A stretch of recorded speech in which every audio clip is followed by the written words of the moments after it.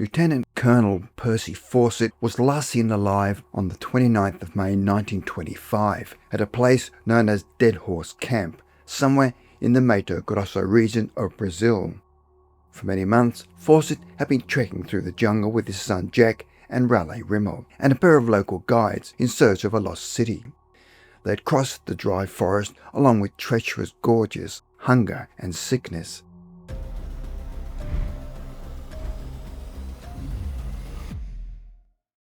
They were entering territories where indigenous groups such as Xavante were known to defend their lands against outsiders, particularly given the history of violence and intrusion brought by colonial forces.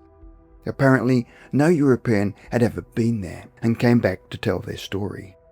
After writing letters to their families, the explorers dismissed their guides and disappeared into the undergrowth, never to be seen again. To understand adventurous explorers like Percy Fawcett, you need to delve into his past, and coming from an extremely wealthy family gave him opportunities that most people would never have had.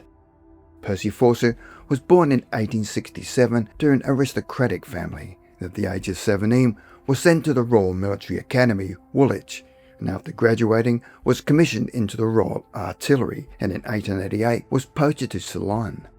One day the colonial administrator gave him a strange map which apparently showed the way to buried treasure. He later went in search of the treasure, but all he found were rocks. But Fawcett was not at all disappointed and felt exhilarated. He had found his calling in life.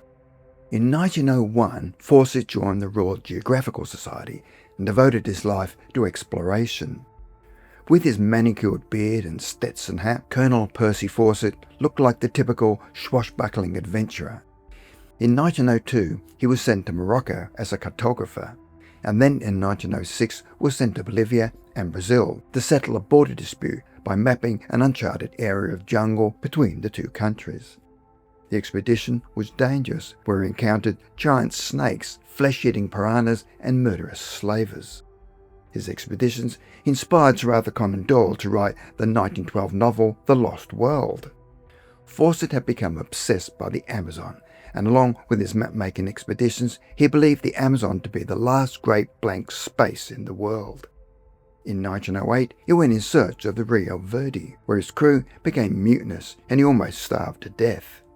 In 1911, he set off to explore the jungle along the Peru-Bolivia border with the polar explorer James Murray, which proved to be a disaster. Due to the tropical climate, James Murray became ill and they were forced to turn back.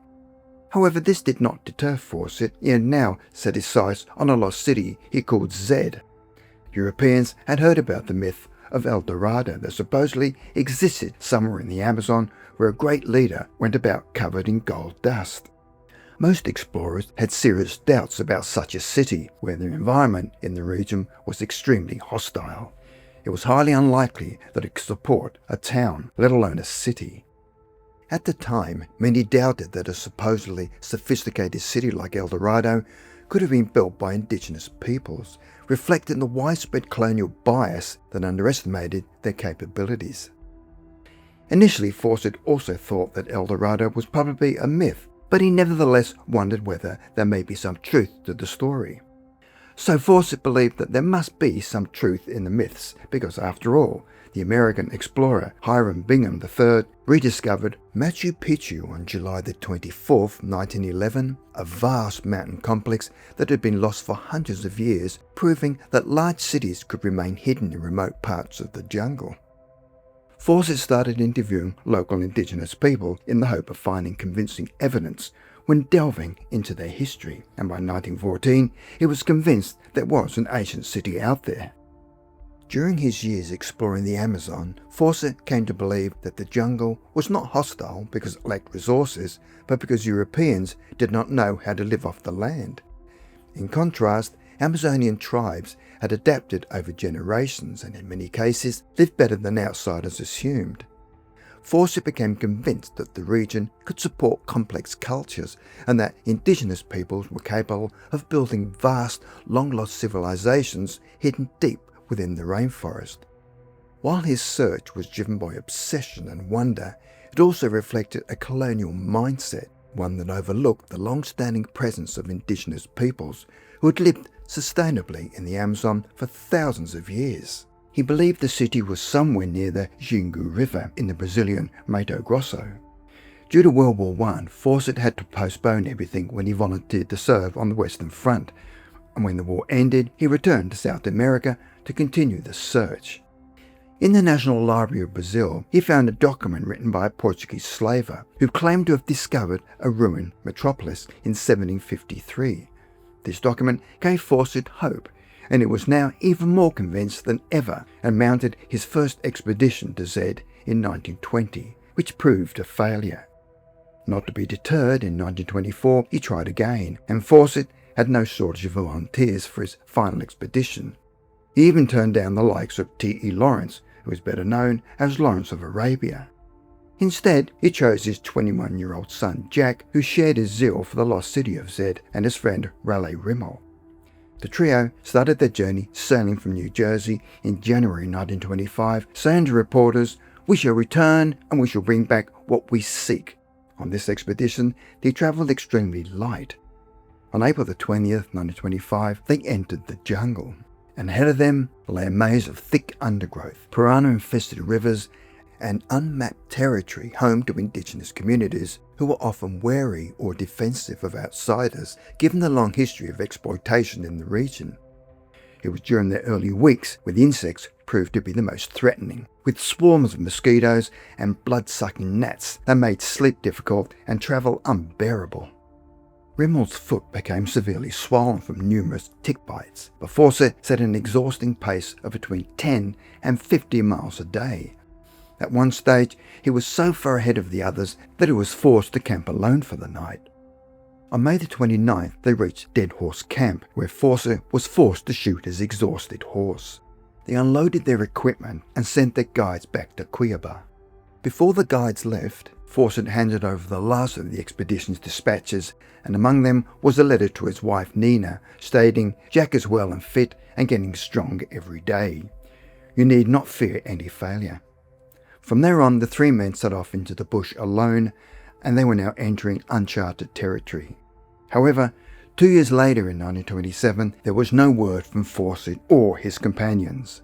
Newspapers began speculating that they were dead, whilst others said that they were being held prisoner. In 1928, the Royal Geographical Society's George Miller Dyot launched the first expedition to search for Fawcett and his team, but came back convinced that they had perished. But there was no evidence, and they were unable to locate any bodies. His wife Nina told reporters that she remained hopeful of her son and husband right up until she died.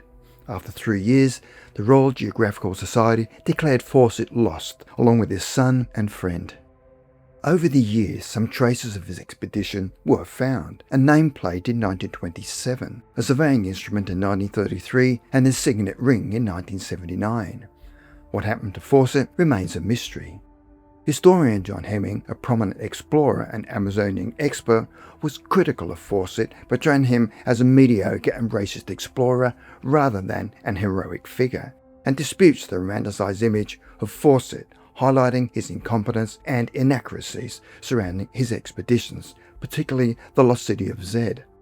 However, the search for lost or imagined city all start out like Fawcett, and the only thing that distinguishes a genius from a visionary crackpot is success or failure. In the years following Fawcett's disappearance, it had somehow lured many other would-be rescuers and investigators into the Amazon, and as many as 100 of them have died following Fawcett's footsteps by vanishing without a trace. In 1996, a team of Fawcett hunters led by wealthy businessman James Lynch was captured by Amazonian natives and held for ransom. They only escaped with their lives after giving up $30,000 worth of equipment. Another theory about their disappearance blames malaria, parasitic infections, starvation, drowning, and even jaguar attacks. In 2005, journalist David Gran retraced Fawcett's exploration through the Amazon. It was during a meeting with Kalapalo natives that he learned that the tribe in their oral history had met Fawcett and claimed he had disregarded their warnings about a warrior tribe, known through local oral history for fiercely protecting their territory. Fawcett nevertheless trekked into their domain, and when they failed to return, they assumed they'd been ambushed and killed. In recent years, evidence has shown that Fawcett's theory about a jungle city was not necessarily a fantasy. Many archaeologists believe the Amazon was home to dozens of settlements in the centuries before the arrival of Europeans, where excavations have revealed the ruins of a garden city, with earthen defensive walls, complex road networks, and enough space for thousands of inhabitants. Some of these sites are nestled deep in the modern-day state of Mato Grosso, which is the very region where Percy Fawcett and his companions hoped to find his mythical city of Zed. Percy Fawcett's exploits was made into a film in 2016 called The Lost City of Zed.